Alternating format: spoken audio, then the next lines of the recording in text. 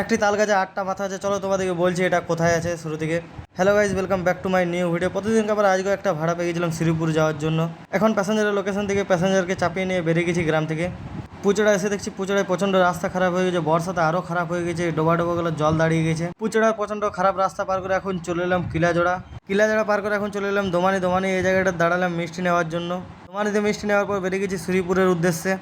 ভানোয়ারা থেকে কিছুটা যেয়ে পরে দেখছি এই কালী মন্দিরটার পাশে একটা তাল গাছ আছে। এই তাল গাছটার একটা তাল গাছে 8টা মাথা হয়ে গেছে, আর সামনের তাল গাছটা 4টা মাথা আছে, তোমরা দেখে নিতে পারো। গিরমিট মোড়ে বা দিকে কেটে পরে চলে গেলাম এখন এই রাস্তাটাতে।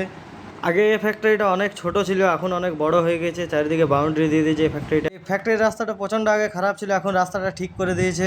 কাখইয়ার এই রাস্তাটা যেমন, এই রাস্তাটা প্রচণ্ড খারাপ হয়ে গেছে, তার জন্য আমি এই সোজা রাস্তাটা চলে যাবো 1 কিলোমিটার ঘুরে ঘুরে। যে সামনে জল ট্যাঙ্কিটা দেখা যায়, এটাই হলো শ্রীপুর গ্রাম।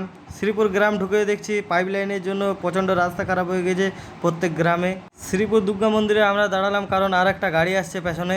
তোমাদেরকে যে গাড়িটার কথা বলছিলাম, এই স্করপিওটা আসছিল আমাদের পেছনে, তার জন্য দাঁড়াইছিলাম ওইখানে। প্যাসেঞ্জারের স্বাগতের জন্য এই বাজনার দলটা দাঁড়িয়েছিল।